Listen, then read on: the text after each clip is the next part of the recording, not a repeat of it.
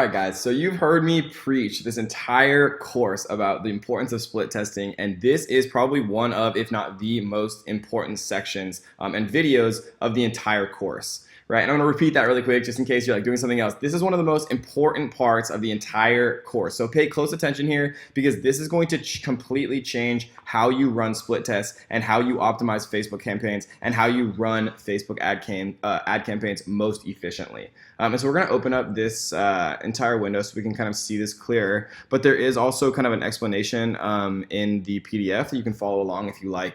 As well. I wanted to make it, both video and PDF so you guys can learn in two separate ways. You can take notes on the PDFs. Some people prefer video, some people prefer PDFs, and so even though it's a ton more work creating both, I just wanted to do that so you guys have kind of the best opportunity possible to learn. So we're going to call this one Traffic Campaign Entrepreneur Split Test. And so this is kind of what we're normally used to seeing, right? Where we choose our traffic, audience, everything. But there's one small little section that's different, right? So we're going to call this one Traffic Audience Split Test again. And normally it defaults to create new ad set, right? But there's a small little button up here that says create multiple new ad sets. So if we click this, the only difference, right? It all looks pretty much the same, but there's a major difference and it's right here. Add custom audience variation, add age range variation, add location variation, right? Add detailed targeting variation. And what this allows you to do, guys, instead of creating one ad set, right? And then once it's created, click the duplicate button, how we've showed you before. Facebook actually will allow you to create multiple permutations based on the variants that you actually select in this kind of sequence. And I know that sounds kind of complicated, but it's really not at all complicated. So let's say that we wanted to make a split test of the United States and then also the United Kingdom. So maybe the UK is kind of like the second best place that we have course sales, like for my course. So all I would do is click Add Location Variation, and then instead of the United States here, we'd close this out and we'd choose United Kingdom, right? So now we see that this updates 2 ad sets. So if everything else is the same, this would create 2 ad sets, one of which is in the United States and one of which is the United Kingdom, and it would automatically create both, right? You'll also see the total budget here. This is very important because instead, if you set $5 a day, but you make a bunch of variations, it's going to run $5 a day for each variation independently and give you a total budget here. So it's important to kind of understand that and to make sure that you know kind of what your daily budget is, just so you're not like surprised when you're spending more or less than you expected. So let's do 24 through, or 20, let's do 25 through 34, just from some of the analytics that we've looked at. That's kind of our best age range, but we also have a good age range, which is 35 through 44, right? From Facebook Analytics, from Google Analytics. So we're going to add an age range variation right here, 35 through 44. Let's add let's do all for gender. We can duplicate and make one men or women. Or actually, let's just try men because it was about 75% men, and most of our course sales come from men, about over 3/4. We're gonna do English here because my course is in English, and then detailed targeting. So some of the detailed targeting that we've found to be kind of most effective is Gary Vaynerchuk, just because he really purely kind of represents entrepreneurship and people trying to change their lives and celebrate life and passive income, and that's kind of what my course enables people to do, right? So we're going to do Gary Vaynerchuk. We're going to add a detailed targeting here, and we're going to do Tony Robbins. And you'll see that the total budget is starting to multiply, right? Because now there's multiple variants each time.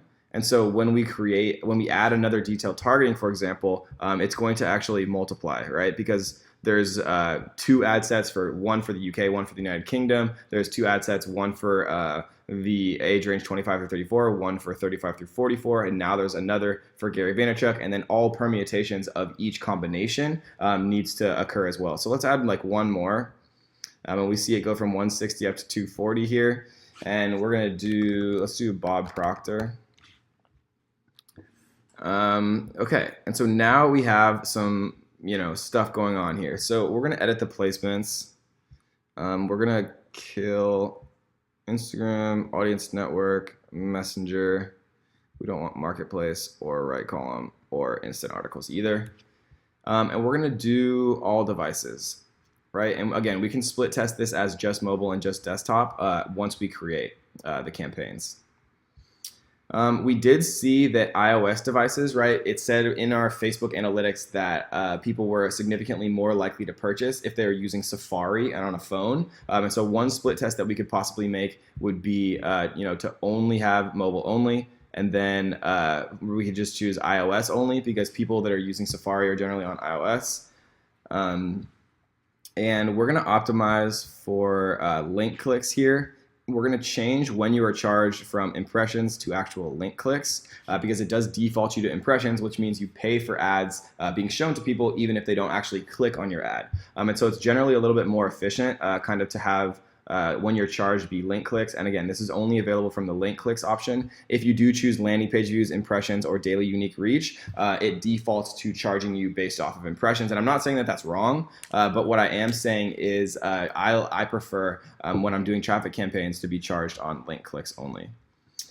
All right, so we can choose even distribution, give each ad set the same budget amount, or we can choose balanced distribution, use the audience size of an ad set to determine how much the budget will receive. More of your budget will go to ad sets with larger audiences. So when I start this out, guys, I usually do even distribution, but if I'm seeing that, there's an unbalanced kind of distribution, if one audience size is 10 million and one audience size is 100,000, obviously they shouldn't get equal amounts of budget. They should do balanced distribution. So if you have drastic differentials between audience sizes of interest, for example, or if you're choosing like Ireland and China as two countries, obviously Ireland has a significantly smaller population, and so you'd want it to have less of the allocated budget if you were kind of on a strict budget here.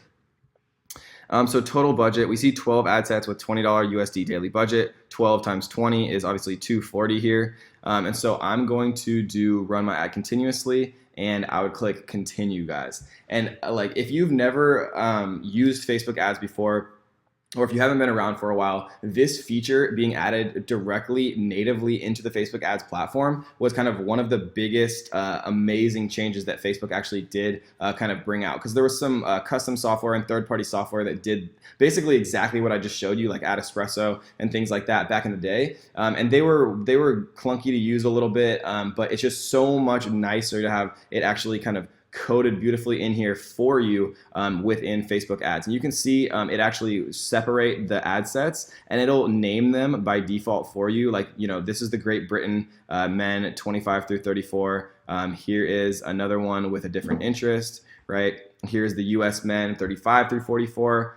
Here's the US men with a different interest, right? So it'll show you specifically what the differentials are here. And then once these ad sets actually launch and you can kind of review them from your campaign feed, you'll be able to see based off of their ad spend, the placements that are working most kind of efficiently based on age, gender, demographics, location, based on interest. And then once you can actually kind of narrow down whether Tony Robbins or Gary Vaynerchuk, the ad sets that have liked those two respective pages are performing better, then you'll be able to make decisions as far as optimization, scaling, and things like that. And so that is, guys, how to create split tests more efficiently. And, just as a point, people might be wondering, Kevin, why didn't you teach us it this way kind of from the start? The reason is because it's very important to kind of have a base knowledge and infrastructure of how the platform is set up, how you kind of chronologically, choose age, demographics, detailed targeting, placement, budget, and then actually go in to create your ads introducing it in this way with